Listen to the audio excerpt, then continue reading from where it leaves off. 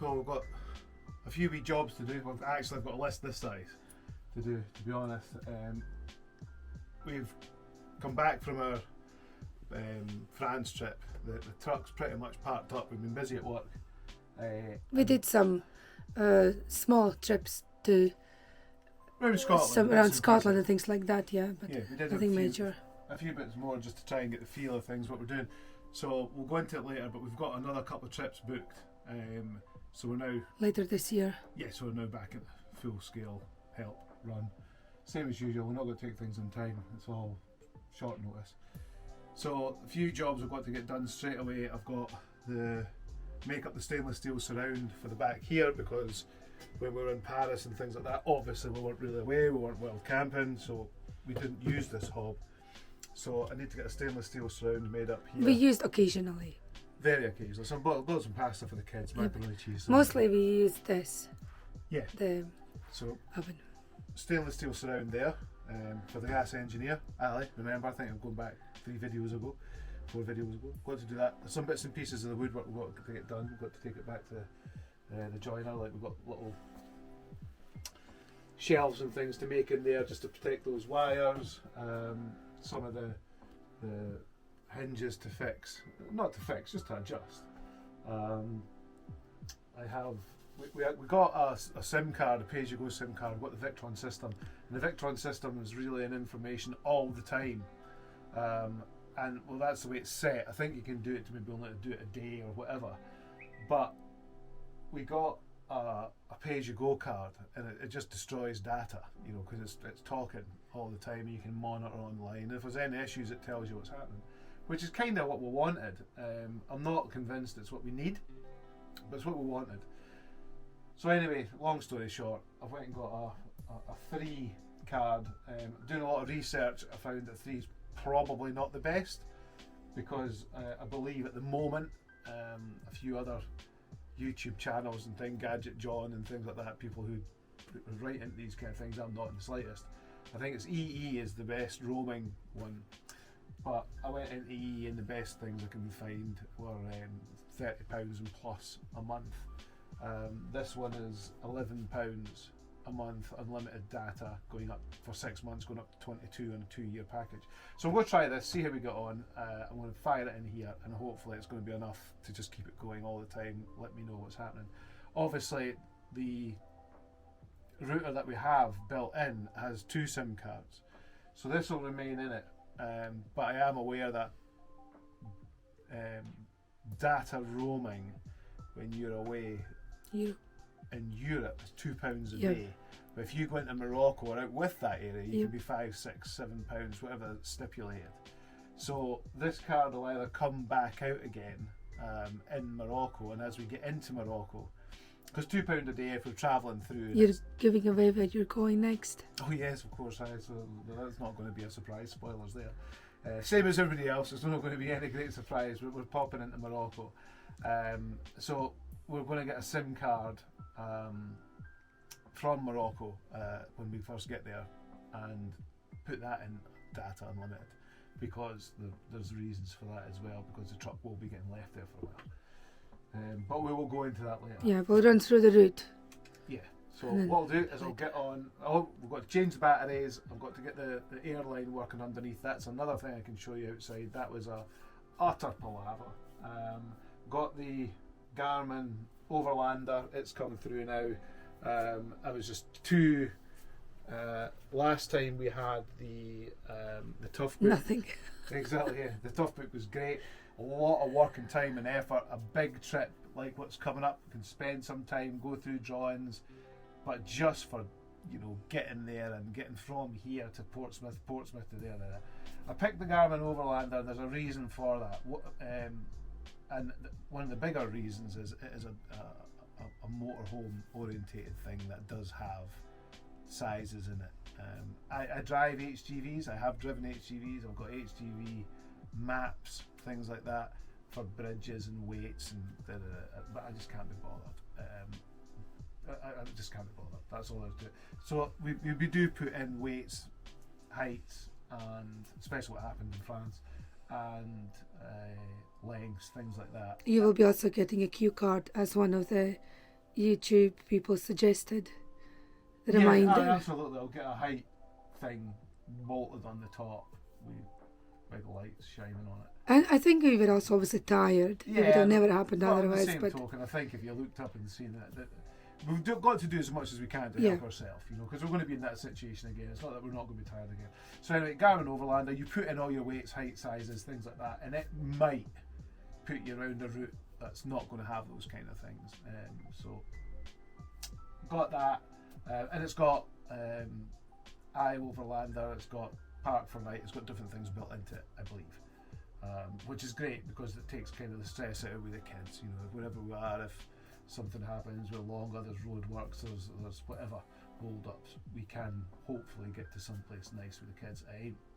We're not here, we've never said that we're adventurous and we're going to be going in that way, that we're going to be hiding up people's driveways and in behind this bit of wood and everything, because it's I'm not going to say wild camping. We're also supporting the local community. I mean, by going into these campsites, we're giving them a buck or two that keeps them going as well. So, and it suits us at the moment, Yeah, with the kids, but we absolutely. I just wanted to say as well that we are definitely going to have a little bit more wilder options this time around. I'm specifically finding. We're wild camping. We are. But there's a big difference in that. We've had this yak before. There's a massive difference between wild camping and free camping. Yeah. And free camping to me is you hitch up at the side of the road and you don't spend any money there and you empty your waste wherever you want and this kind of thing. That's free camping. That's something that we do not want to be associated with. We want to be associated with wild camping, which is respectful people way out the way, doing what they want, further away the better.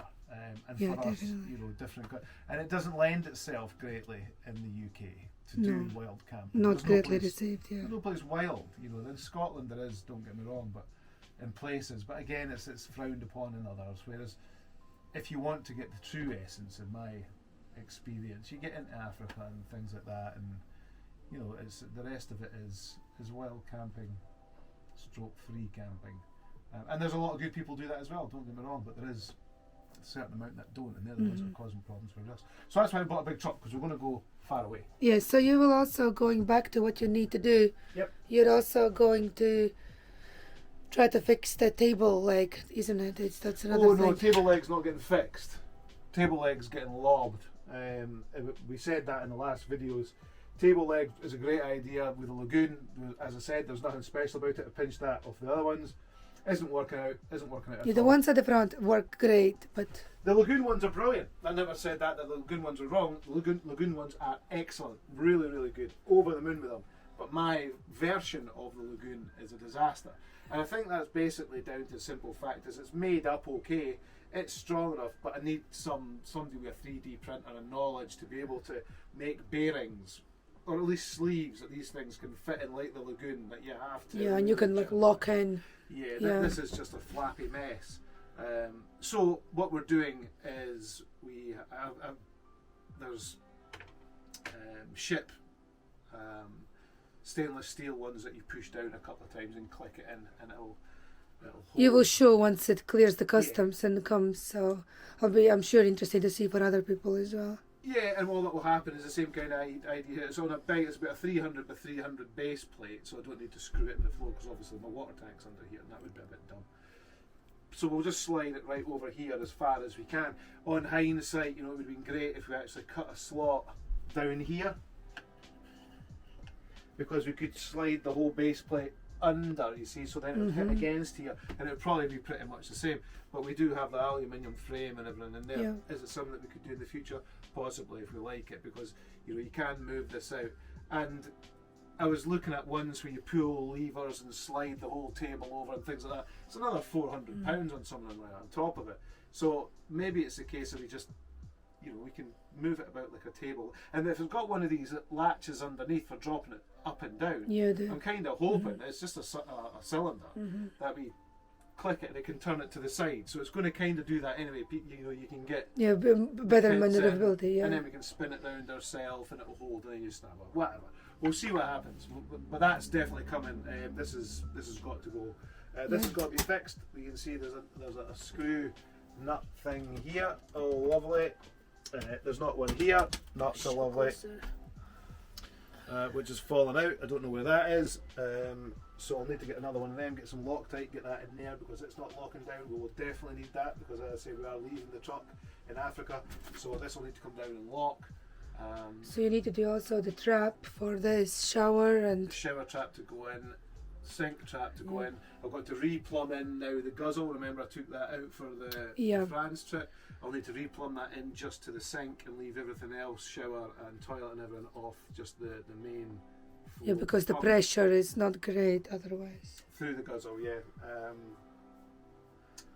We have new suspension to fit, shocks all round. Batteries, as I said, I've had a little splurge on one of the 4x4 sites in England where I've bought Max Tracks. I've got Max Tracks tyre inflation, which does 2 tyres at a time because I've got big tyres and I don't want to be kneeling down or bending down at my age doing these tyres. So I'll just clip it on, let it deflate or inflate as it likes. There's a lot to do. We'll go through the list. Yeah, we will show the end results of all the snagging list being completed as well. Yeah, there's a lot to do. There is a lot to do. But again, unfortunately, we come back from France with great ideas and, you know, full of oomph. But life just gets in the way. Work gets in the way. That's what and we go to work to have some money to travel. Yeah. So we had to earn it to now go. So now that we've earned it, we're like, God, we need to get a move on. Yeah. And get this underway. I'll get on with it.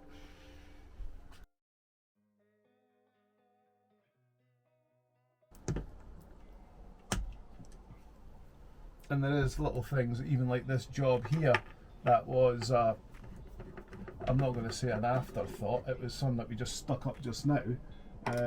But, you know, I need to, when I get this back down to get the joiner work done, I'd like this put into, because we've got some of this left, there's a little bit of a sheet left. I would like...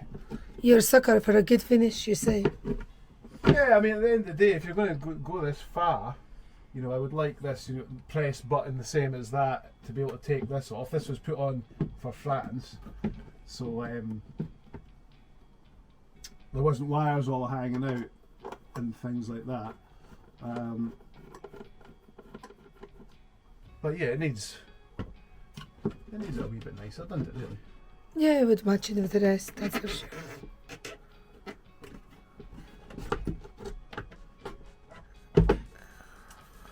See, pulling bits off. So there we have it, there's the mumbo jumbo bit.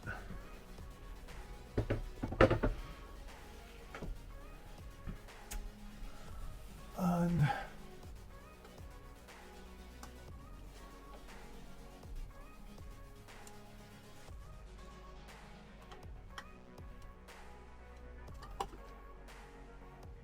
see, even that thing's warm, you know what I mean? And is that bad? Is it? I don't think it's warm. I don't think we should have it sealed in. You know, it needs a couple of holes and like everything. Oh yeah, or even like a wee strip of you know, like a wee mesh at the top. Yeah, something anyway that needs to. Oh, everything needs to breathe. That's for sure. Needs to breathe. Yeah. So this is the. You know, I want to get into. Moving these things because, as I said, you know, this has got to be accessible. This thing, not dreadfully. It's not the kind of thing that you're into every day. But to reboot and things. Yeah, to reboot, but to change SIM cards and things. You know, if you're going into different countries and things, and you want to put in, you know, it's not. it's not a piece of kit that you want to be unscrewing and mucking about with and things like that. This is just not realistic. But it's been mounted like that, so all that it'll need, to be honest, it was done by the electrician who done it, is I will turn it to its side. Yeah, that's a good idea. And that way, as you'll be able to see, without losing all these little screws now.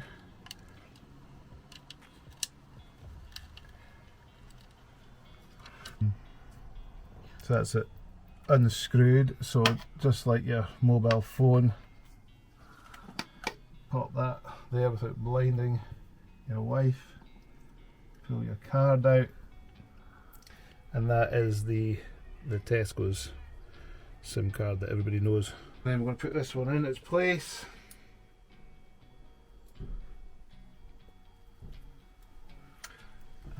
And then next to it you can see where the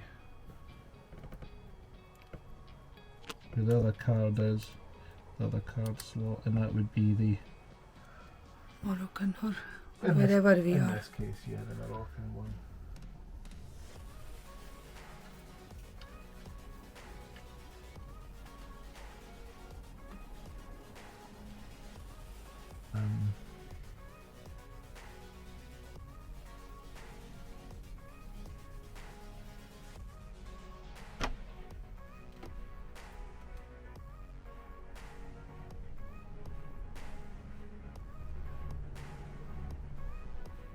So then,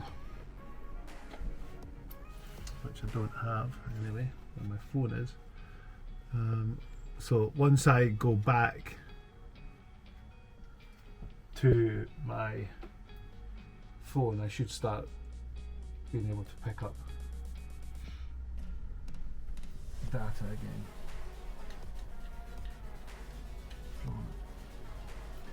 So I will stick this back in here just now with these two screws, and then when we come to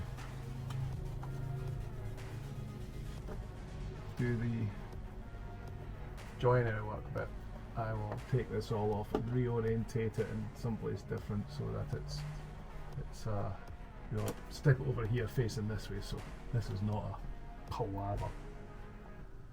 And also, as I say, make some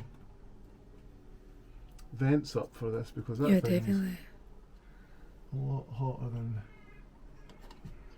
I expected. As well. So this is the Victron app. Probably seen it many times before, but you can see that it's now freshwater, wastewater, that's our gas. It's now started to manage or tell us what the solar's doing and things like that. What it's produced, which is obviously nothing because it's just been turned on.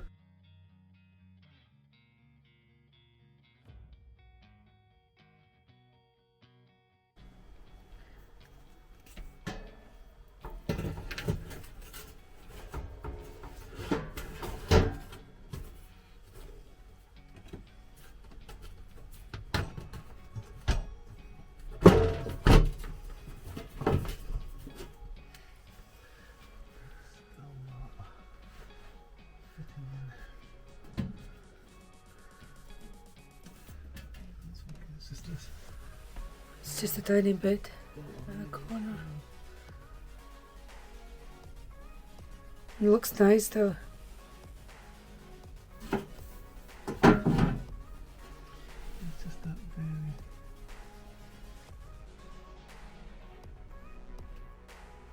corner there.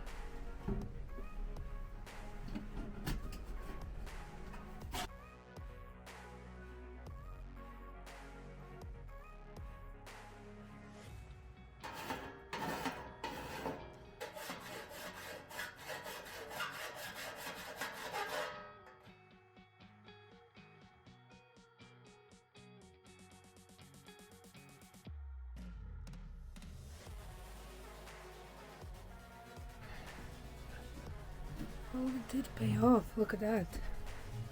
That's beautiful.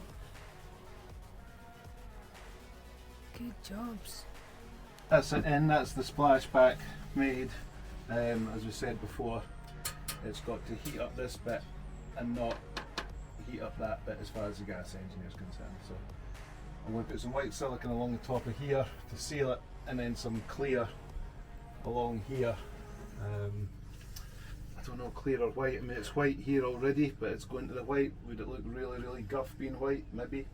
But then again, does it look Stick really is guff? Clear, I think. Stick with clear? Probably just as well. Give It's it a less clean up. an eye and stuff. Yep. I don't know what this black shape is here. It's obviously been where it's been in the workshop for so long, waiting for me to come back. I'll do that. Stainless steel cleaner. Yeah, so that's it. That's where I want to be. I mean, it's not. I was wanting to take this right through, but you can see how thick it is coming up to the back of the tap. You know, I just thought it would have looked a bit odd, so. I just think it was better like that.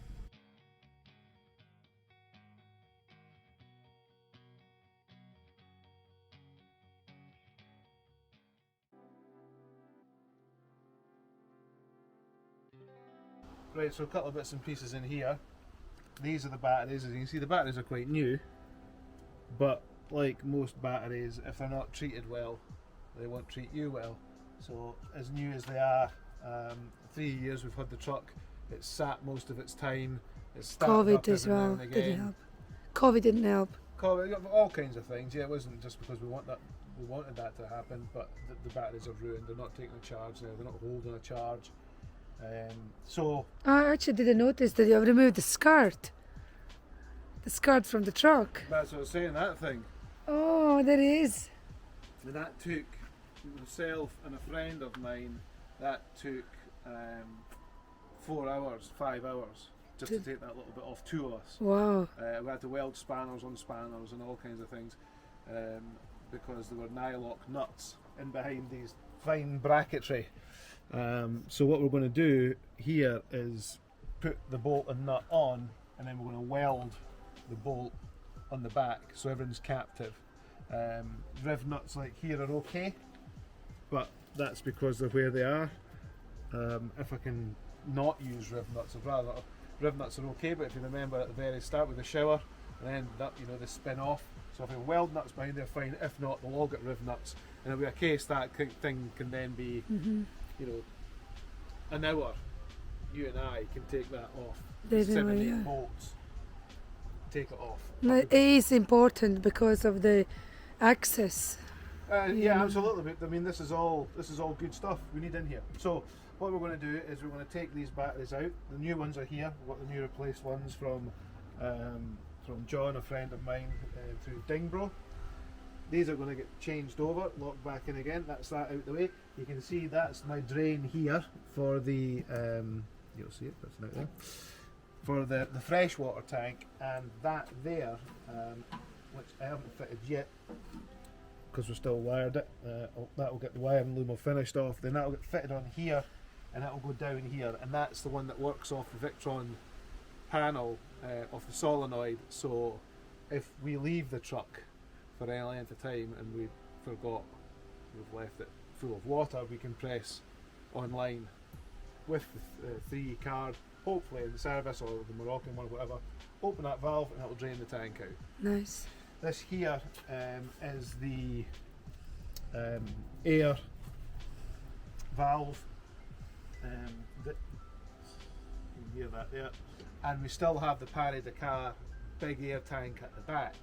So underneath here, you can see there, quite easily just now, there, and on the other side you have the air outlet. So what we do is we set the gauge here through this little flap when it's back on.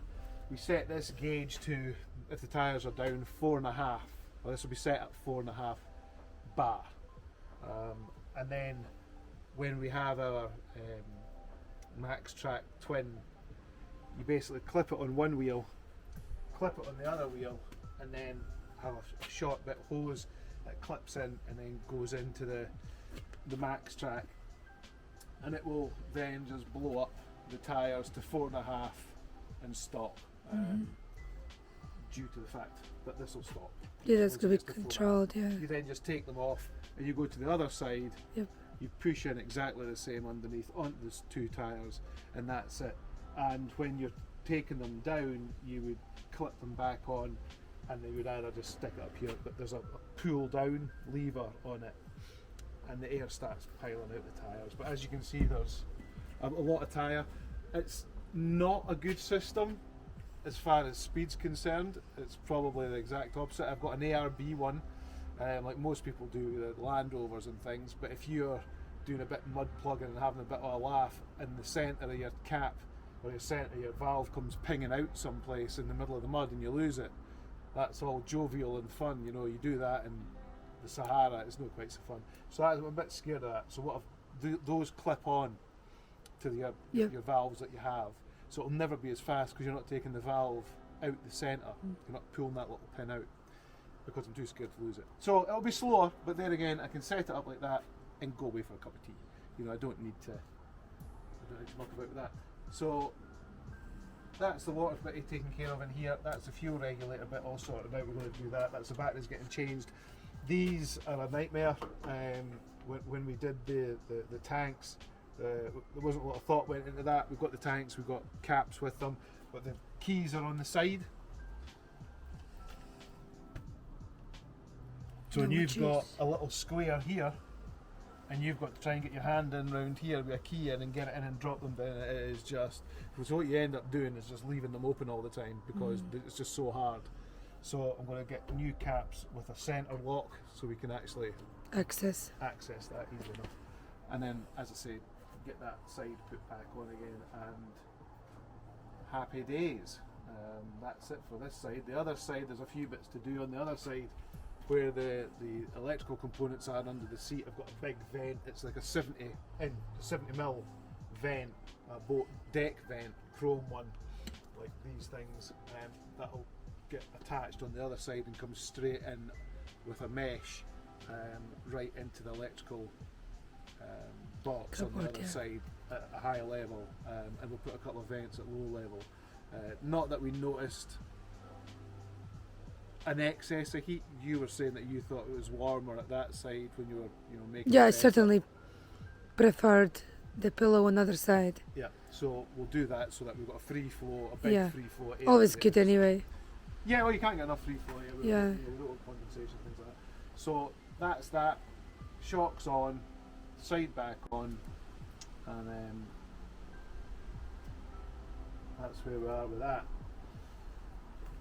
That will let us then hopefully have the truck in its full glory, what we wanted, which simply means we make the bed up with our new push down table, nice and easy, throw the cushions across, make it up, children jump into their bunk beds, and we come in here into the back and sit down. That was missed. It was missed. Yeah. Having the new batteries, I'm not terrified that we're going to have issues all the time, so I won't have to shut it off at the isolator every time we stop. Yeah. So now our lights and our chargers and our jovialness. Yeah, better get some fairy lights. Yeah, all that kind of things. We can homely this up, get some nets up top, some fairy lights, whatever we want, because these batteries are going to be more than enough capable. The Eberspacher night heater, all that kind of thing, when required, because October we'll be leaving to head down. So we'll be in here, the night heater will be on, and we can sit here with our iPads, do some editing, do whatever we want to do. Glass of Prosecco. Yeah, without disturbing the kid. Yep. And that way, we can sit in the back here, feet out here, do what we want to do with the lagoon out, have a glass of something or whatever, and our bed's made up. Yeah. Because a lot of people quite rightfully said that the overlanding vehicles should only have a made up bed and it's a lot better and blah blah. For full time, I fully agree it would be, but this is as good as, because it takes minutes to make that bed, and once we've dropped it down, we can come in here.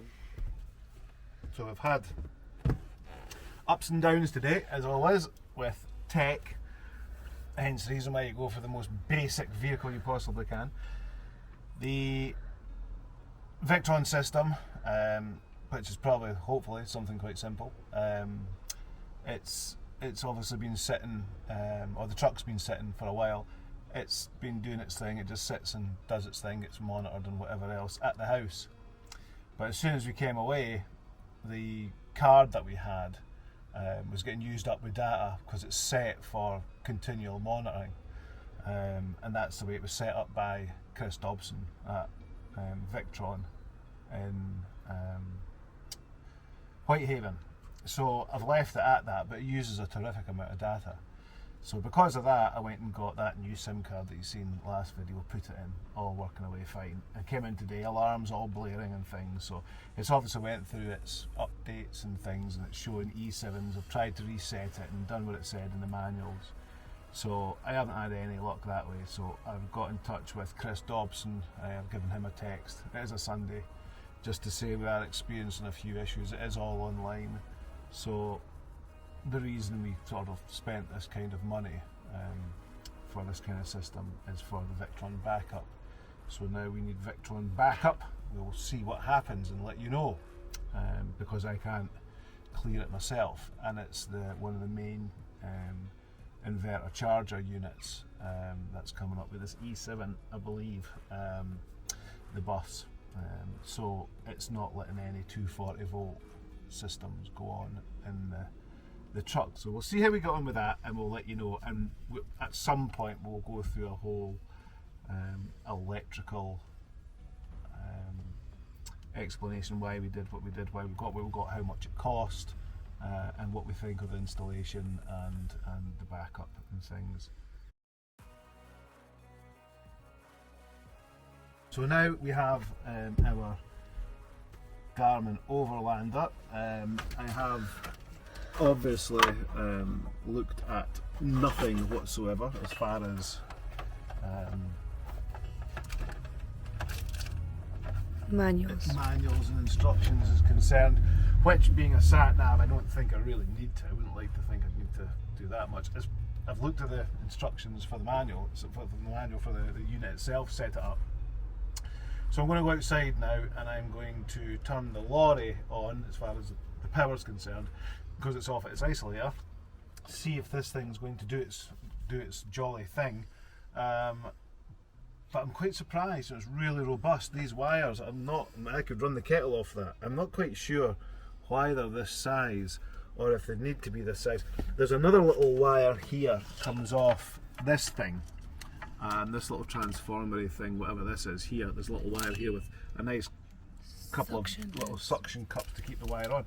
With the look of the end of that, you can link this system to a number of Garmin's SOS little things that you have that go to the satellite. You pay maybe, I think you can take it down to a couple of weeks, so you pay a set fee for a couple of weeks, and I think it's an InReach it's called, your little SOS thing. It sits and you can plug it in, and then this will take control. So if you have an issue or an accident or whatever reason, you can hit your SOS thing and it'll tell you exactly where it is, and it comes through here. You can also get messaging through here to say we're at such a place and everything's fine. It doesn't need to be negative all the time, and even weather and things like that. I think you can get through this little InReach thing. So I think that's what that is.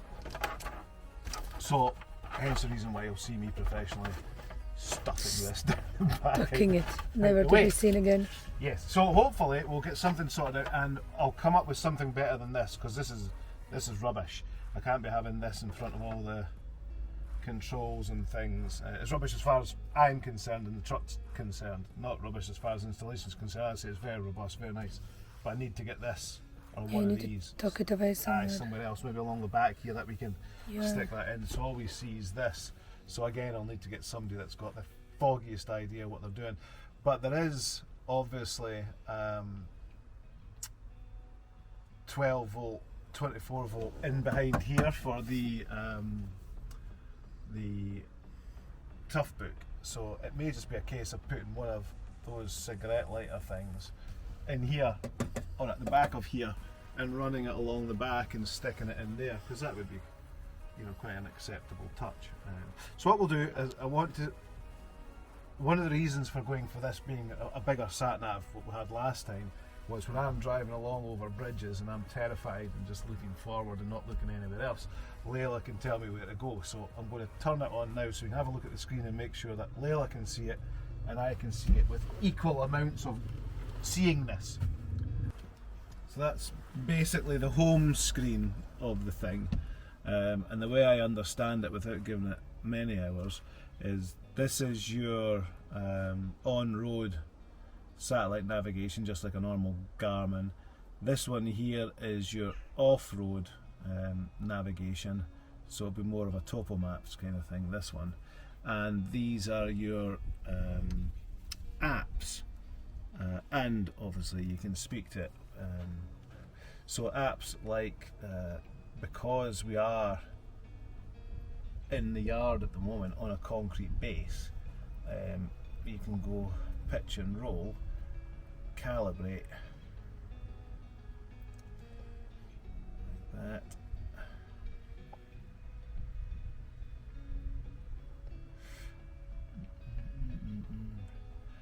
Pitch and roll notification at lower speeds, receive alerts when the vehicle exceeds angle limits. Well, I suppose that would make a lot of sense, wouldn't it, really? Audible alerts, disabled, well, I don't know, enabled. I think that makes sense.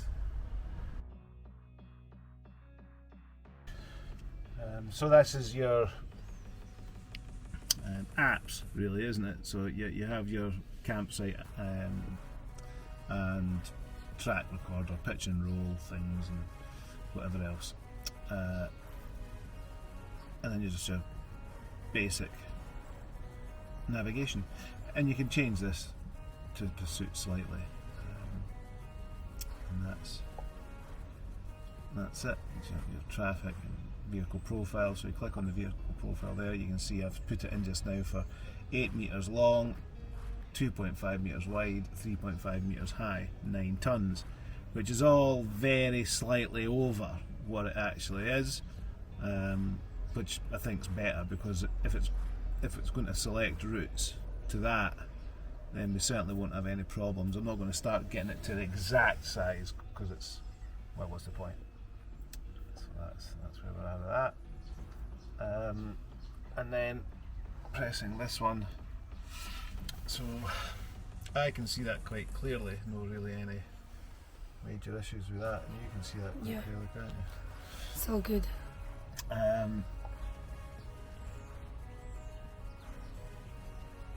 Go back to that. Just lets you see your pitch and roll, and then you can navigate straight from there. That will take you straight onto the off-road style map, which is more of a topo kind of map there, which obviously will come into its own later. But for the purposes of this muckings about, it's on, it works, we can look into that later. It's not the end of the world where it is. Whether we get a roll cage mount and bring it down a bit lower so it's not sitting so high, as far as I'm concerned, it's where the last one was, it didn't bother me. So, but I think if we did have it, you would prefer it, yeah. Well, any extra visual down there, you know, certainly if we're off road and you're going someplace, seeing anything at all, instead of, because that one is considerably bigger than the last one. So we'll run with it just now, but I think, I don't know, it might be an idea to get it down, because the roll cage itself is taken away. You know, this sat nav here on a normal expedition vehicle would be down where the roll cage is, but because the roll cage is there, it's pushed it up higher again, so we're now quite high. And I don't want anything in this area here. No, not to obstruct your vision. No. So that'll do just now. What's to do? Well, it was here just to make sure. I wanted to see if I could get. Okay, so we're just going to. Wi-Fi. Truck. Good. Connect.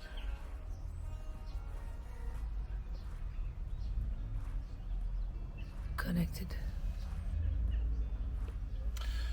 So there's our, well, it would be if I didn't stupidly just go and turn it off again. Truck connected, back and back. So that's the unit all connected to the truck's internal Wi-Fi. That's what we set up. Obviously, we said that in the last video with, or this video, whatever it's going to be, with the 3 and the unlimited data. So hopefully, as we go along, that'll just. Is it data or data? Data. I don't know.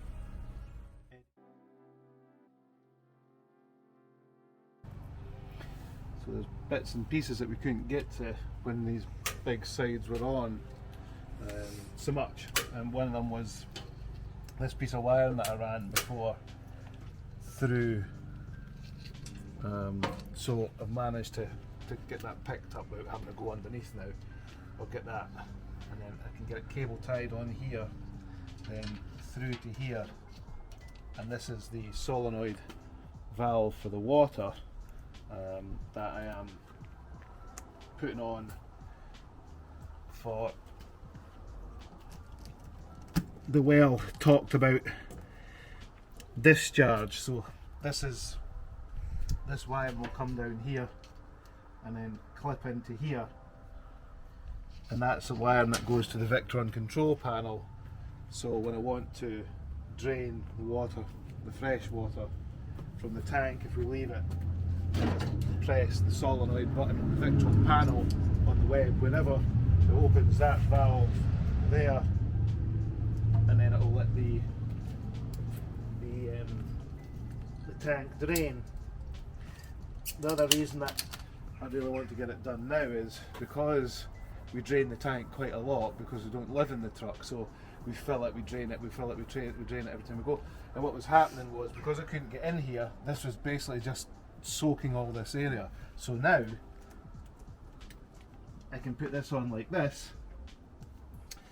I'll make some bracketry up here for it, and then this can stick down below the truck. So when I drain the tank, it comes down and overflow here, which is the same level as down here, and it doesn't spray all over and go down the batteries and in round with the air, which is makes sense. silly. Yeah.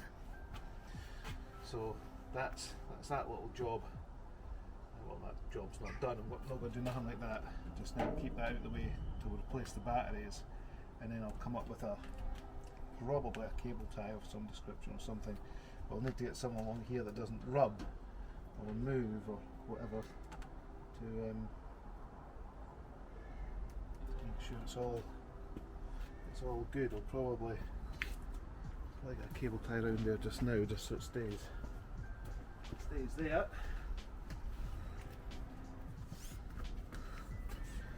Just now, and that obviously turned in an angle. Nice.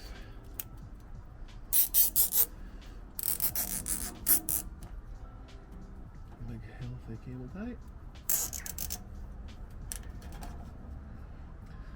There. And as I say, this will come in and clip on there like that, and like that, and then we'll get some more cable ties and we'll run that through there and through there and wherever else, and that'll make sure it stays out the way. That might. Yeah, good, very good. Good jobs.